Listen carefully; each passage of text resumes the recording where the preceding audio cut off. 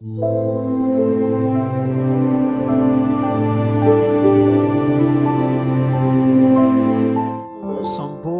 భక్తియు మాన్యతయు కలిగి నెమ్మదిగాను సుఖముగాను బ్రతుకు నిమిత్తము అన్నిటికంటే ముఖ్యంగా మనుష్యులందరి కొరకును రాజుల కొరకును అధికారులందరి కొరకును విజ్ఞాపనలను ప్రార్థనలను యాచనలను కృతజ్ఞతాస్థుతులను చేయవలనని హెచ్చరించుచున్నాను. ఇది మంచిది, మన రక్షకుడగు దేవుని దృష్టికి అనుకూలమునై ఉన్నది.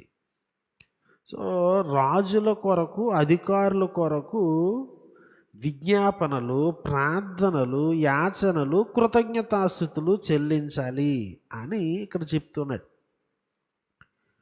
సో ఇక్కడ రాజులు ఎవరు?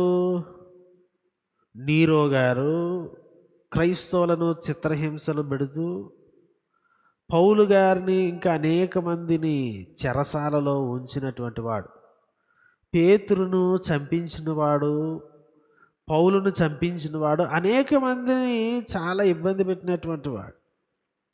అతడు చక్రవర్తి. ఆయా ప్రాంతాల్లో ఆయన క్రింద రాజులు ఉన్నారు, వారు ఇంకా పనికి మాలినవారు. అధికారులు ఉన్నారు, గవర్నర్స్ ఉన్నారు. గవర్నర్స్ ఏ విధంగా ఉన్నారో మనకు తెలుసు. ప్లినీది, యంగర్, ఇట్లాంటి రకరకాల వాళ్ళు రాసినవన్నీ కూడా మనం చదువుతూ ఉంటాం. క్రైస్తవ్యాన్ని హేళన చేసిన వారు, క్రైస్తవ్యాన్ని పూర్తిగా నిర్మూలన చేయడానికి ప్రయత్నం చేసినటువంటి వారు ఆ రోజుల్లో ఉన్న గవర్నర్లు. ఈ విషయాలన్నీ పౌలుకు తెలుసు. ఈయన రాస్తూ అన్నాడు, మనము ఇదండి రాజుల కొరకు అధికారులందరి కొరకు విజ్ఞాపనలు ప్రార్థనలు యాచనలు కృతజ్ఞతాస్థుతి. నీరో కోసం ఏం కృతజ్ఞతాస్థుతులు చెల్లించగలడు పౌలు? నియంతల కొరకు నేను ఏ విధంగా కృతజ్ఞతాస్థుతులు దేవునికి చెల్లించగలను? ఏ విధంగా వారి కొరకు యాచనలు చేయగలను? ఏ విధంగా వారి కొరకు విజ్ఞాపన చేయగలను?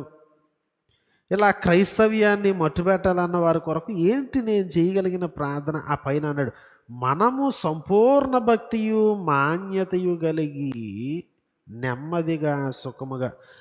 సో ఇట్లాంటి కఠిన సమయాల్లో పౌలు రాస్తూ అన్నాడు, మనము నెమ్మదిగా సుఖముగా బ్రతుకు నిమిత్తము